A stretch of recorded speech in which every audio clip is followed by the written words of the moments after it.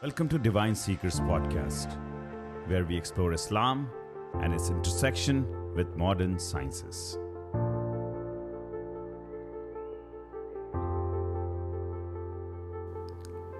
Assalamu alaikum. I am Syed Najm Qadri, seeking truth, finding God. Welcome to Divine Seekers. Today's topic is the science of spirituality, a deep dive into the divine. The key learning outcomes from today's podcast are the importance of seeking knowledge. What do we benefit from getting knowledge? The limitations of sensory perception, the stimulus that we receive knowledge from, the balance of reason and revelation, the argument of design, and the need for a multifaceted approach. In the name of Allah, the most compassionate, the ever merciful. Surah Kahaf, Ayat number 65. They found a unique servant from among our servants.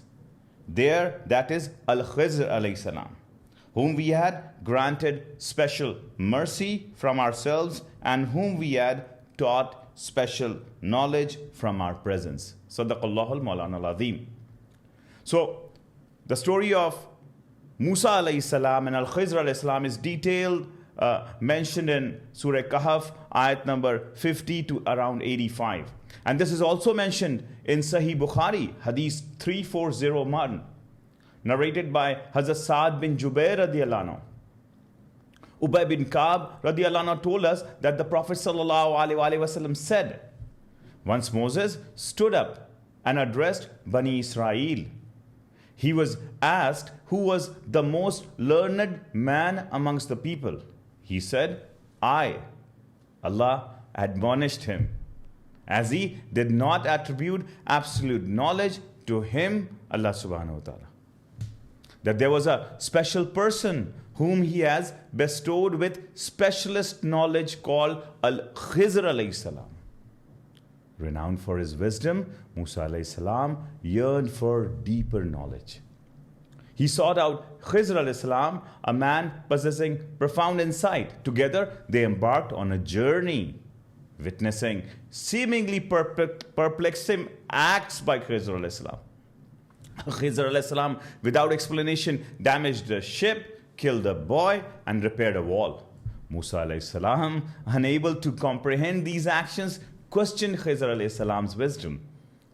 Khizr patiently explained that each act was divinely ordained, serving a greater purpose beyond human understanding. The ship was damaged to prevent a tyrannical king from seizing it. The boy was destined for a life of disbelief and corruption, hence he was spared from future sin. The wall was repaired to store a family's home and reunite them and save the treasure underneath.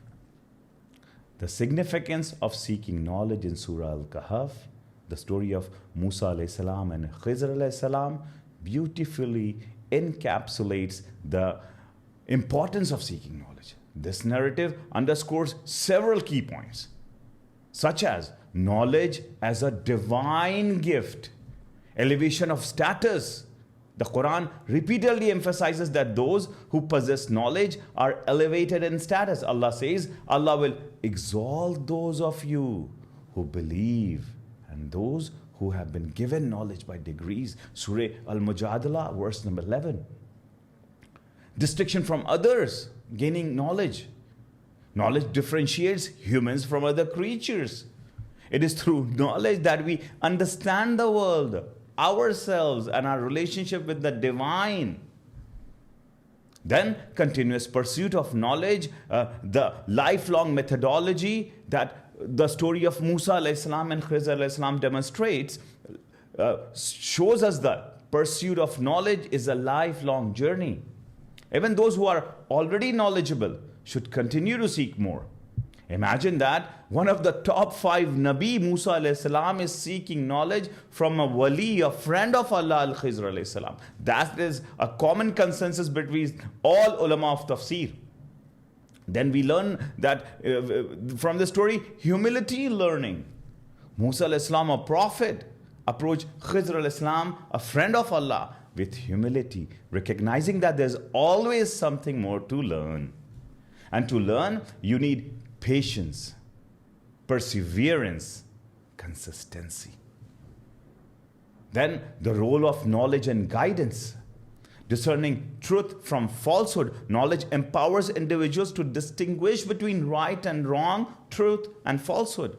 The whole concept of extremism in today's world has root disease, and that disease is jahala, lack of knowledge.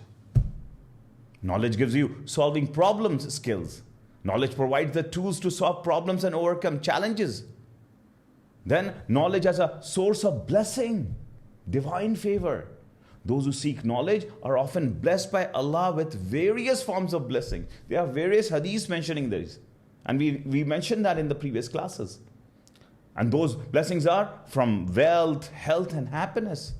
Then there's a community benefit. Knowledge benefits not only the individual, but also the entire community. You can see that cities after cities gain prominence due to knowledge. During the golden age of Islam, the following cities gained prominence, like Baghdad, Cordoba, Cairo, Damascus, Isfahan, Bukhara, Samarkand. These cities, my listeners, were home to renowned scholars, scientists, philosophers, and artists who made significant contributions to various fields of knowledge, including mathematics, astronomy, medicine, literature, philosophy. In the last 300 years, many cities have risen to prominence due to various factors of knowledge, such as industrialization, technological advancement, and globalization. Let's look at some of the notable examples of these cities, how they developed due to knowledge. In North America, if you look at New York City, a global financial and cultural center. Chicago, a major industrial and transportation hub. Los Angeles, a major center for entertainment, technology, and trade. Toronto, a major financial and cultural center in Canada. If you come to Europe, London, a global financial center and cultural capital. Paris, a global center for fashion, art, culture. Berlin, a major culture and political center in Germany. Moscow, a major political and economic center in Russia. Tokyo, global financial and technological center in Asia side. Then within Asia, we have Shanghai, Singapore, major financial and industrial center. And at a port city also Singapore. Dubai, a global commercial and tourism hub. Mumbai, a major financial center in India, a port city. Other notable cities which have developed due to knowledge are Sydney, Sao Paulo, Johannesburg. These are all a common thread between them. They are cultural, financial centers, major financial industrial centers which develop due to knowledge. Why? Because educated workforce attracts various businesses and companies, which then develops the whole market ecosystem in these cities.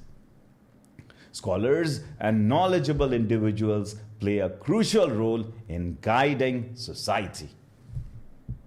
Then we also learn from this story of Musa alayhi salam and Khidr alayhi salam the etiquettes of seeking knowledge. Respect for scholars. It is important to respect and honor those who possess knowledge, who give us knowledge. And what do you need when you are with them? You need patience and perseverance. In Quran Majid, Allah says, وَاصْبِرْ نَفْسَكَ مَعَ الَّذِينَ يَدْعُونَ رَبَّهُمْ بِالْغَدَاوَةِ وَالْعَشِيِّ يُرِيدُونَ وَجْهَهُ. Pursuit of knowledge often requires patience and perseverance. Challenges and obstacles may arise, it's natural, but one must remain steadfast. And then sincerity of intention. Innamal a'malu binniyat. The intention behind seeking knowledge, is it for dunya? Is it for money, more power, or is it for understanding Allah subhanahu wa ta'ala, seeking Allah's pleasure? In conclusion, the story of Musa alayhi salam and Khidr alayhi salam serves as a timeless reminder of importance of seeking knowledge. By embracing a lifelong pursuit of learning, we can unlock our potential, contribute to society, and draw closer to Allah. So, what is our today's dilemma? Why are the youths and the youngsters and people confused? And they come up with questions like, does God exist? Why can't we not see him? Where did we come from? Why were we created? What happens after we die? Of course, this is due to lack of knowledge, but then these interactions with science and AI and the developments of today's age has created these confusion. And first, our knowledge base was weak, so we are influenced. So to answer all of these questions, we need to understand that there are two types of knowledge perceived by the brain. Now, let's go into what the ulama in Islam have said this. So we will refer Shaykh al-Islam's Majalisul Ilm lecture, of course, and then Al-Baghdadi in Sharh al-Maqasid, Al-Ashariya, Imam Razi, and his various Quranic commentaries. So there are two types of source and knowledge. One is ilmul hawas, iktisabi. Second one is ilmul badai, ghair iktisabi. And how do we receive that? Ilm hawas, hisse zahir, from physical senses, the five senses that we have. Hisse zahir are the five senses with which we interact with the physical world. Now I'm going to explain to you in a very simple term. These are new for you, but do not get challenged. It's pretty simple.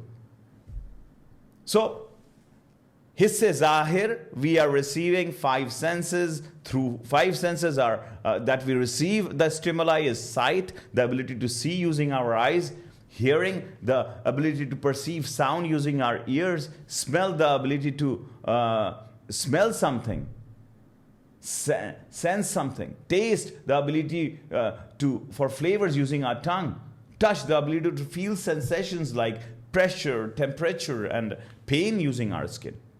Imam Fakhruddin Razi, from 1149 to 1209, a renowned Islamic scholar, philosopher, and scientist, has extensively discussed the nature and limitations of knowledge acquired through these five senses. While he acknowledged the importance of sensory perception as a source of information, he also emphasized its limitation and the need for a rational analysis to arrive at true knowledge. These general principles can be found in his major works, as I mentioned earlier, such as Matalib as-Sadain and his commentaries in Quran. Let's look at Imam Razi's main points from his work. What he says was that sensory perception to be used as a starting point. Razi recognizes that sensory perception is the foundation of human knowledge. Five senses are the first interaction between human and its material surrounding. Allah has given us those in this material universe. And He has defined that these senses should be used to perceive them.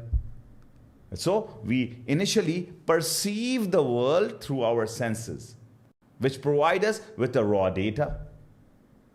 However, Imam Razi cautions that sensory perception is fallible and can be misleading. Our senses can be deceived by illusions, hallucinations, and the limitations of our physical faculties. For example, Maulana Jalaluddin Rumi, famously known as Rumi, the 13th century Persian poet and Sufi mystic, references the rather amusing parable example of four blind men and the elephant in his work, the Masnavi. So there were these four blind men who had never seen an elephant in their life. They got to touch it for the first time. One blind man touched the stomach, thought, oh wow, it is like a wall. Another one touched the leg and said, oh, this animal is like a pillar. Another one touched the trunk and said, oh, it's like a pipe of some kind. Another one touched the ear and confirmed that the elephant is like a big fan. Each touching a different part of elephant's body from their own limited understanding of the animal. They argued and disagreed, unable to comprehend the whole picture. So what is the moral of the story? Rumi uses this parable to illustrate the dangers of clinging to partial truths. Don't we cling to partial truths nowadays? Through our reels and clips and whatever information. and the source of necessity of seeking a more comprehensive understanding. We cannot depend on a partial hadith or partial Quran Majid's ayat which is coming. Have we verified those? Is it really a hadith? Have we gone to the source? This is the dangers of today's social media superficial knowledge gathering phenomena. Without deep dive going into authentic sources, So coming back to Imam Razi, he stated that our senses can be deceived by illusions, hallucination, and the limitations of physical faculties. So what is the ruling and the usul that we derive out of this? That each sense can only grasp within its domain. Eyes can only see and not hear. Ear can only hear and not see. If we get out of the realm of the sense, then it will not perceive beyond its capacity. The limitations of sensory knowledge. Imam Razi points out that sensory knowledge is limited to the material world and cannot access the metaphysical realities. He argues that there are certain truths such as the existence of God and the nature of God and soul, and the nature of soul, that cannot be fully comprehended through sensory experience alone.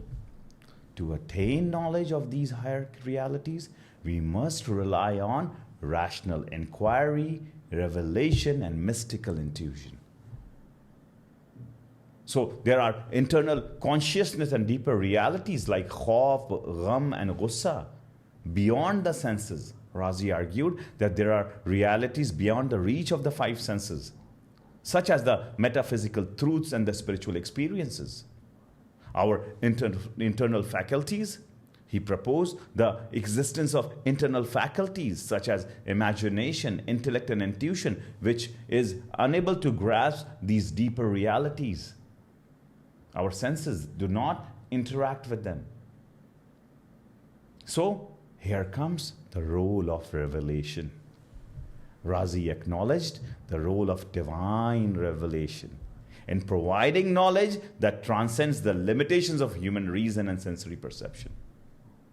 So now we will discuss the role of reason that Razi emphasized. Razi emphasized the crucial role of reason in interpreting and understanding sensory data. He argued that reason is necessary to correct the errors and biases inherent in sensory perception. Through rational analysis, we can distinguish between appearance and reality and arrive at a more accurate, reliable knowledge. Not only Imam Razi, but various other renowned Islamic scholars have the same view. Imam al-Ghazali, prominent Islamic scholar al-Ghazali, argued that senses are unreliable and can lead to false beliefs. He emphasized the importance of introspection, divine revelation as means of attaining true knowledge. Ibn Sina, we call it Avicenna in the Western world. He was a famous polymath. He discussed the limitations of sensory perception in his philosophical works. He explored the concept of active intellect, which transcends the limitations of the senses and allows us to access universal truths. So, Islamic scholars have extensively discussed the limitations of sensory perception, often drawing from both philosophical and Quranic sources. So, let's summarize the key points that we have gathered in our immediate discussions. First is limitations of sensory perception, imperfection of perfection of our senses. Islamic scholars acknowledge the limitations of human senses, recognizing that they can be deceived and are not always reliable. For example, optical illusions demonstrate how our senses can be misled.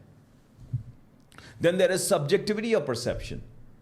Individual experiences and interpretations can vary, leading to differing perceptions of the same reality. As we looked at Jalaluddin Rumi's 5 blind men example. Then there are temporal and spatial constraints. Our senses are limited by time and space. We cannot perceive events that occurred before our birth or those happening outside our immediate surroundings. Then there is unseen realm. Islamic teachings emphasize the existence of an unseen realm, including angels, jinn, and afterlife. These realities are beyond the reach of our five senses and can only be comprehended through faith and divine revelation. So here comes the role of revelation and reason. Complementary nature. Islamic scholars often emphasize the complementary nature of reason and revelation. While reason can help us understand the physical world, revelation provides insights into the unseen and spiritual dimension.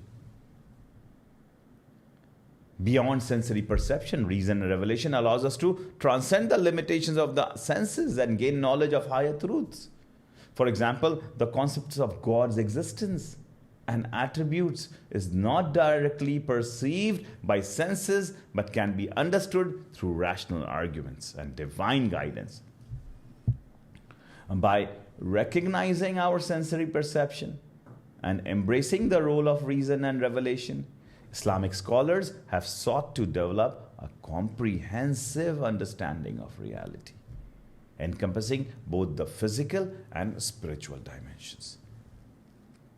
So now the question arises, how one develops reason? How do we develop it? This is in our next part of the podcast. Reason is achieved through three stages. Number one, perception, stimuli. That comes into conception, stage 2, and then that is processed into stage 3 as knowledge, ilm. Imam Subki has mentioned this. He calls various stages as Jahl Basid, Jahl Murakkab, Wahm, Shak, Zan, and Ilm. So from Jahl, no knowledge, nothing, total vacuum, to Jahl Murakkab, to Wahm, to Shak, now Zan, 60% knowledge, and Ilm, 100%. Shaykhul Islam, Professor Dr. Muhammad Tahir al-Qadri Madazillahu alayhi has mentioned this in Islam and Jadid Science in his book. So there's always a zahir and a batin of everything, which is called exoteric and esoteric senses. In the physical world, exoteric senses are 5, which help us perceive and receive the material world, as we spoke earlier. Now, after once have received the stimuli from the exoteric senses, after the reception, it depended on the esoteric senses, batin, to understand this stimuli, leading to intellect.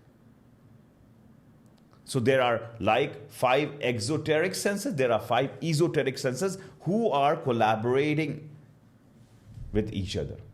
Number 1 is hisse mushtarak.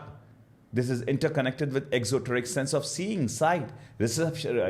You can understand that as a reception office for 5 senses. Its photo is coming now. Then is hisse khayal, reception office, storage of that photo. Number 3 is hisse wahm, reception office, and meaning now coming in of that photo. Then hisse hafiza, storage of that meaning. And all that is processed, then we call it hisse mutasarrifa, intellect, understanding, combination of khayal and hafiza. How can intellect know everything in the universe and different sciences involved within? If we haven't seen something, how can it develop the concept? Intellect never produced all the activities from khayal and hisse mushtarak. It received the information, processed it, then came up with knowledge. Now, how can we process something, or intellect can process something, if it has never seen it? Intellect is just the receiver, preserver, and organizer from the 2 sources and presents the conclusion. If the eyes hasn't seen anything, then intellect cannot derive and develop the concept. Same with ears, nose, taste, etc. Intellect is totally dependent on 5 senses, which is its source. Same concept of human spirit, before life, after life. All of the above things does not encompass in our five senses. How can these things develop in the intellect when the source has not provided the input itself? When human's intellect surrenders, then Allah, faith, holds the hands of the person. Intellect can only decipher where the five senses can reach the materialistic world. For the metaphysical world, Allah has guided humanity to depend on ilm wahi, kitabullah, and through his messengers and prophets. So our problem is that we ask the wrong question to the wrong field of knowledge. We insert a cassette tape into a USB drive and wonder why it's not working. We go to a car mechanic shop and asks him cardiology questions that why is my heart beating fast? Science and religion are two distinct fields with fundamental differences in their subject matter, methods, and goals. Now, let's look at what is this difference between science and religion. This is the question which is profound when I deal with my students. And I'm sure that you would have also noticed a lot of people having these questions. What is the difference between science and religion? First is, let's look at subject matter. Science focuses in terms of subject matter on the natural world, including physical, biological, and social phenomena. Religion subject matter is questions of ultimate reality, spirituality, morality, and the divine. What is the method of science? It relies on empirical evidence, observation and experimentation, hypothesis, logical reasoning to understand the natural world. Religion relies on faith, belief in higher power, and sacred text or traditions. What is the goal of science? Aims to explain the natural world through testable theories and evidence-based knowledge. Religion's goal is to provide meaning, purpose, and ethical guidance for human life, often involving beliefs in the supernatural. What is the evidence for science? It values empirical evidence and is constantly evolving as new discoveries are made. What is the evidence for religion? Relies on faith, sacred text, and personal experience as source of truth. What is the nature of truth that science gives as an output? It seeks objective truth that can be verified and challenged through experimentation and observation. Religion often deals with subjective truths that are based on faith and personal interpretation.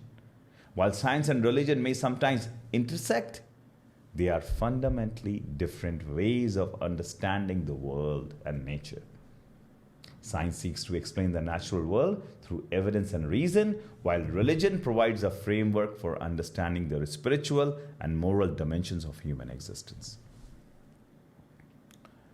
Here are some of the famous scientific theories and laws that are widely accepted, even though we can't directly observe them. Number one, the famous theory of relativity, Einstein's. This theory explains gravity as a curvature of space and time. While we can't directly see space-time, we observe its effects such as bending of light and by massive objects. We believe them. Then number two is quantum mechanics. This theory describes the behavior of matter and energy at an atomic and subatomic level. It explains phenomena like quantum entanglement and superposition, which defy our everyday intuition. We can't see atom, but we believe in quantum mechanics. Then the Big Bang theory, number three. This theory proposes that the universe originated from a single hot, dense state and has been expanding ever since. While we can't directly observe the initial state, we can observe the cosmic microwave background radiation, which is considered strong evidence for the Big Bang theory. Same is the plate tectonics under the earth. This theory explains the movements of Earth's crust and the formation of continents and mountains that we see. While we can't directly see the plates moving beneath our feet, we can observe their effects, such as earthquake, volcanic eruption, and the formation of mountain ranges. Then the famous evolution of natural selection, Darwin theory. This theory proposes that the species change over time through natural selection, while we can't directly observe evolution in action over long periods of time. We believe it. So these theories are accepted based on a combination of evidence, mathematical models, and logical reasoning. While we may not be able to directly observe these phenomena, their predictions have been repeatedly confirmed through experiments and observation. In the same way above and beyond our five senses, there is an argument of design. Now, what is an argument of design? Also known as a teleological argument. It's a philosophical argument that points the existence of a higher power or a creator based on apparent design or purpose found in the natural world. It suggests that the intricate complexity and the order observed in nature, particularly in the biological organisms, cannot be explained solely by natural processes like evolution. There is someone higher being who has designed it. Let's look at a simplified version of this argument. It's pretty interesting. Through observation, it observes that complex structures and systems in nature exhibit signs of intellect design, like a watch or a machine.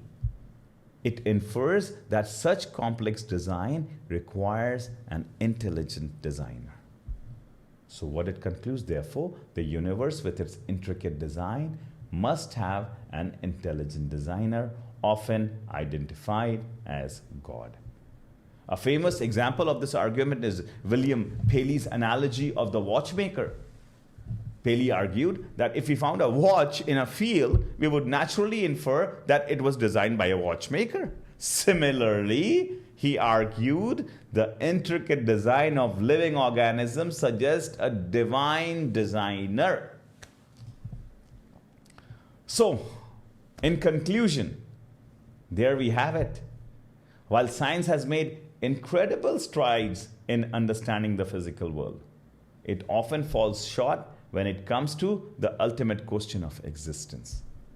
So the 5 things that we learned from today's podcast, biiznillah, are the importance of seeking knowledge. We started with the story of Musa alayhi salam and Khidr alayhi salam.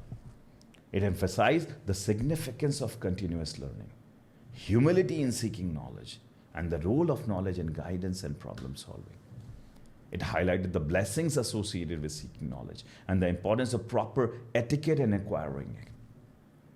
Then we also looked at the limitations of sensory perception. We explored the concept of 5 senses and their limitations in understanding the full scope of reality. We discussed the role of reason, revelation, and intuition in comprehending metaphysical truths. Then we also looked at the balance of reason and revelation. This podcast highlighted the complementary nature of reason and revelation in understanding the world. It emphasized that while reason can help us understand the physical world, revelation provides insights into the spiritual and the unseen dimensions. Then we also looked at the argument of design. We also introduced the concept of this argument, which suggested that the intricate complexity of the natural world points to an intelligent designer, and that is Allah subhanahu wa ta'ala. We also discussed the limitations of scientific explanation in addressing questions of ultimate reality. And this all came back to the need for a multifaceted approach.